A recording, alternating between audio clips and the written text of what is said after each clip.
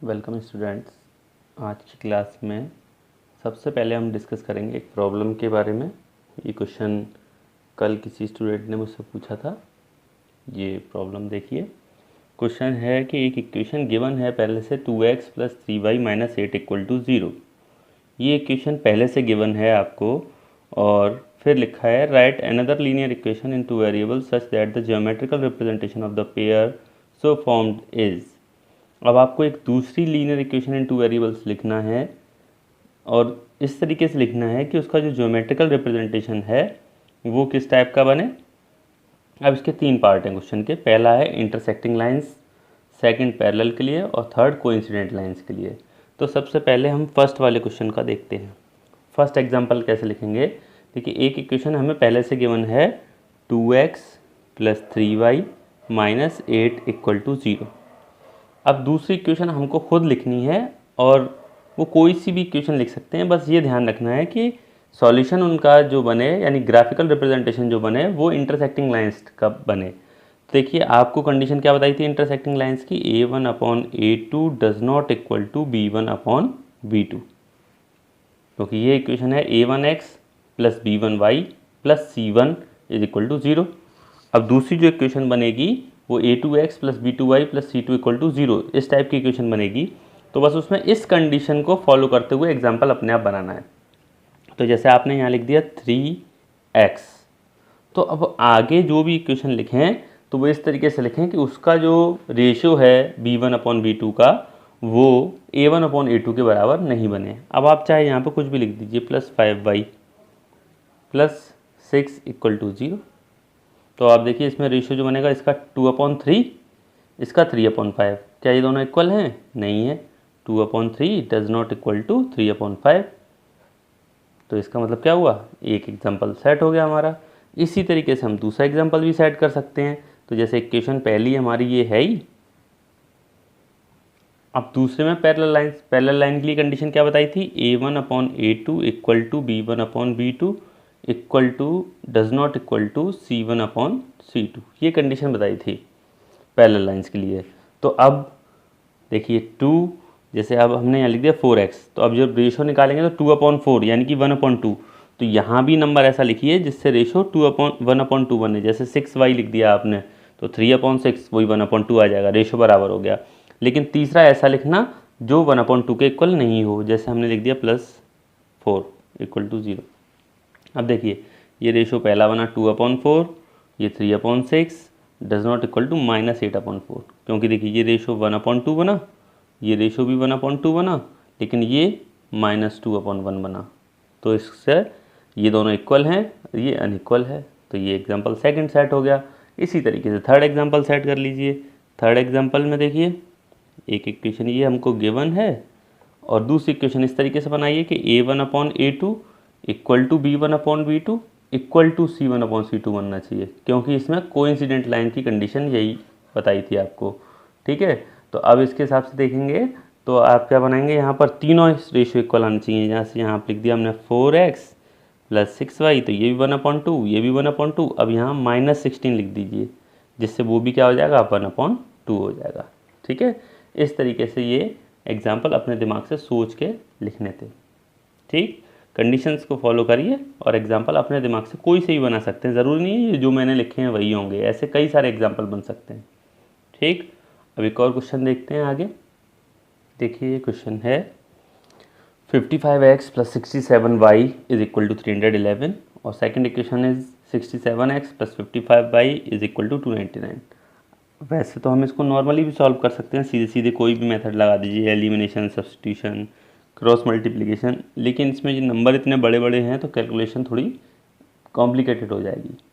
तो जब ऐसी कंडीशन आती है, अच्छा एक ख़ास बात और दिखाई दे रही होगी आपको इस क्वेश्चन में कि यहाँ जो x का कोफिशिएंट है वो नीचे वाली इक्वेशन में y के साथ है और ऊपर जो y का कोफिशिएंट था वो नीचे x का कोफिशिएंट बन गया है, इंटरचेंज हो गए हैं कोफिशिएंट। तो जब भी ऐसी कंडीशन बने कि कोफिशिएंट इंटरचेंज हो रहे हों तो हम एक तरीका ये यूज़ कर सकते हैं कि जैसे ये दो इक्वेशन बनी हैं, इन दोनों को मॉडिफाई करके नई इक्वेशन बनाएंगे। कैसे, एक बार तो इनको ऐड कर दीजिए। ऐड करने पे क्या होगा, देखिए add equation first and second, add करने पे हो गया 7 और 5 12, 2 कैरी 1, 6 और 5 11, 1 12, 122x plus 122y is equal to ये हो जाएगा 9 1 10, 0 कैरी 1, 9 1 10 1 11, 1 कैरी 1, 0 2 5 1 6, 610। ठीक है, तो अब इसमें से क्या कॉमन आ रहा है, 122 कॉमन आ रहा है, तो अंदर बचेगा x plus y equal to 610 और इससे ये कट गया 5 टाइम। तो जो इक्वेशन थी वो कन्वर्ट होके x plus y is equal to 5, ये थर्ड इक्वेशन बन गई और ये सिंपल भी हो गई। ठीक है, अब एक बार सब्ट्रैक्ट कर दिए, subtract equation second from first, पहली वाली इक्वेशन में सेकंड वाली को माइनस कर दीजिए। तो इसको माइनस करेंगे तो 55 में से 67 माइनस किया तो कितना बचेगा, -12x। इसमें से इसको माइनस किया तो प्लस का 12y इज इक्वल टू, अब यहाँ माइनस करेंगे तो कितना बचेगा 12। अब आप चाहें तो यहाँ से 12 कॉमन ले लेंगे तो ये -x plus y is equal to 12, 12 से 12 कट गया 1 टाइम। तो ये इक्वेशन जो थी वो कन्वर्ट होकर बन गई -x plus y equal to 1, ये हो गई फोर्थ इक्वेशन। अब आपने देखा कि ऊपर जो कैलकुलेशन थी जो कॉम्प्लिकेटेड थी वो नीचे आके इन दोनों इक्वेशन में बिल्कुल सिंपल हो गई। अब आप एलिमिनेशन लगाएंगे तो देखिए ऐड करने से ये कट जाएगा, ऐड कर दिया, x कट गया, y और y 2y और 5 और 1 6, तो यहाँ से y की वैल्यू कितनी आ गई 3। ठीक, और ये वैल्यू कहीं भी पुट कर दीजिए, put in equation number third में पुट करेंगे तो 3x प्लस 3 इक्वल टू 5, यानी कि x इज इक्वल टू 2। तो x की वैल्यू 2 और y की वैल्यू 3। ये इजीली हम इसको कैलकुलेट कर सकते हैं इस तरीके से, लेकिन लगाना ये मेथड तभी है जब इंटरचेंज हो रहे हो कोफिशिएंट। यहाँ देखिए ये x का कोफिशिएंट 55, तो यहाँ इंटरचेंज होकर y पे पहुँच गया, ये y का था तो यहाँ x में आ गया है। तो ये मेथड जब भी अप्लाई करना है जब वेरिएबल कोफिशिएंट इंटरचेंज हो रहे हो। अब एक टाइप का क्वेश्चन और बताता हूँ मैं आपको, देखिए वो क्वेश्चन है, देखिए क्वेश्चन है, students of a class are made to stand in rows. एक क्लास के स्टूडेंट्स को लाइन में लगने के लिए यानी कि रोज में खड़े होने के लिए बोला गया। If one student is extra in a row, अगर हर रो में एक एक स्टूडेंट एक्स्ट्रा लगा दिया जाए, there would be 2 rows less, तो 2 लाइनें यानी 2 रोज जो हैं वो कम हो जाती हैं। If one student is less in a row, अगर हर रो में से एक स्टूडेंट कम कर दिया जाए, देयर वुड बी 3 रोज मोर, तो 3 लाइनें यानी 3 रोज जो हैं वो ज़्यादा लगानी पड़ती हैं। Find the number of students in the class, तो आपको बताना है कि क्लास में टोटल कितने स्टूडेंट्स थे। ठीक है, तो देखिए हम मान लेते हैं लेट, तो लाइनें जब लगाने की कही गई होंगी तो इस तरीके से लाइनें लगाई होंगी, ऐसे स्कूल में देखा है आपने लाइनें लगाई जाती हैं इस तरीके से, ये लाइनें लगी हुई हैं। अब इन लाइनों में स्टूडेंट खड़े होंगे, जैसे यहाँ इस तरीके से, ऐसे ही तो स्टूडेंट खड़े होते हैं लाइनों में।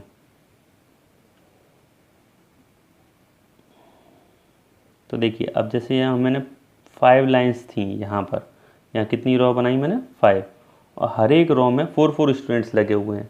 तो आप देखो टोटल स्टूडेंट्स कितने होंगे यहाँ पर, 4 4 4 4 4 4 4 5 जा 20। ठीक है, तो अब क्या करता हूँ मैं मान लेता हूँ कि let the number of rows be x।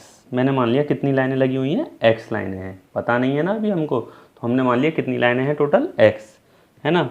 And the number of students in each row, हर एक रो में कितने स्टूडेंट मान लिए y। अब टोटल स्टूडेंट्स कितने हुए पूरे, टोटल स्टूडेंट्स पूरी क्लास में कितने स्टूडेंट्स हुए x इंटू वाई, जैसे हमने यहाँ निकाला था 4 5 20, ऐसे सेम यहाँ पर x into y, x y students हो गए। अब देखिए हमारे पास 2 केस हैं।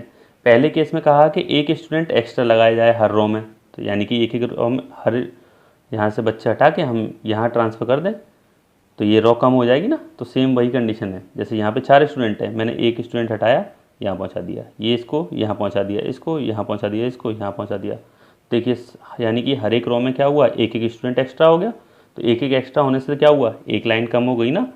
सेम यहाँ क्या रहा है कि अगर एक एक स्टूडेंट हर एक रो में एक्स्ट्रा कर दिया जाए तो 2 लाइनें कम हो जाती हैं। तो देखिए अब हम बना लेते हैं 2 केस बना लेते हैं, केस फर्स्ट और केस सेकंड। ठीक है, तो केस फर्स्ट में यहाँ लिख देता हूँ नंबर ऑफ रॉज और नंबर ऑफ स्टूडेंट। ये एक रो में स्टूडेंट है ना, in one row, number of students in one row. और यहाँ लिख लेता हूँ टोटल स्टूडेंट्स। ठीक है, तो देखिए पहले केस में क्या होता है कि पहले केस में कह रहा है कि नंबर ऑफ रो कितनी है, 2 कम है ना। तो पहले कितनी रो थी x, अब कितनी कम हो गई 2, तो x माइनस 2 रोज तो हो गई x माइनस 2। स्टूडेंट हर एक रो में कितने हो जाएंगे, वो कह रहा है 1 स्टूडेंट इज एक्स्ट्रा, एक स्टूडेंट एक्स्ट्रा है। पहले कितने थे y, एक स्टूडेंट एक्स्ट्रा का मतलब y प्लस 1। तो टोटल स्टूडेंट कितने हो गए x minus 2 into y plus 1। जैसे इसमें मल्टीप्लाई किया था सेम इन दोनों का मल्टीप्लाई हो गया, ये टोटल स्टूडेंट निकल आए। सेकंड केस में क्या कह रहा था, इफ़ 1 स्टूडेंट इज लेस, एक स्टूडेंट कम कर दिया, तो रो कितनी बढ़ गई, 3 बढ़ गई, तो रो 3 प्लस कर दिया हमने। ठीक है, अब टोटल स्टूडेंट निकालेंगे तो वही तरीका मल्टीप्लाई करके x plus 3 into y minus 1। अब देखिए लाइनें कम ज़्यादा होने से है ना स्टूडेंट्स के ऊपर कोई इफेक्ट नहीं पड़ेगा। टोटल स्टूडेंट्स जैसे अभी हमने यहाँ से बच्चे यहाँ पहुँचा दिए थे तो क्या हुआ था, लाइन ही कम हुई थी, लेकिन टोटल स्टूडेंट देखेंगे तो देखिए 5 इसमें हो जाएंगे, 5 इसमें, 5 इसमें, 5 इसमें, तो 5 4 जा 20 रहेंगे स्टूडेंट वही 20 के 20। तो सेम यहाँ पर है, ये स्टूडेंट और ये स्टूडेंट कैसे होंगे इक्वल, यानी कि ब्रैकेट खोल दूँ मैं इसका, x y plus x minus 2y minus 2 is equal to x y, case first के अकॉर्डिंग। ठीक है, तो ये एक्स वाई से एक्स वाई कट गया और इक्वेशन हमारी बन गई x minus 2y minus 2 is equal to 0। ये आपकी पहली इक्वेशन हो गई। ठीक, ऐसी सेकंड केस के अकॉर्डिंग बना दीजिए। केस सेकंड में क्या होगा, इसका ब्रैकेट खोलो, x y minus x plus 3y minus 3 equal to वही सेम एक्स वाई के इक्वल, क्योंकि ये स्टूडेंट्स भी वही इक्वल होंगे, कट गए, तो ये इक्वेशन बन गई minus x plus 3y minus 3 is equal to 0। ये इक्वेशन नंबर सेकंड हो गई। ठीक है, अब इनको आप सॉल्व कर सकते हैं किसी मेथड से, ये आप अपने आप करेंगे। इस तरीके के क्वेश्चंस बुक में भी दिए हुए हैं, अच्छे से करिए इनको और ज़्यादा से ज़्यादा प्रॉब्लम पूछिए, जल्दी से जल्दी इस यूनिट का कंप्लीट करिए। इसका फिर टेस्ट लेके हम नेक्स्ट यूनिट पे आगे बढ़ेंगे। ठीक है, थैंक यू।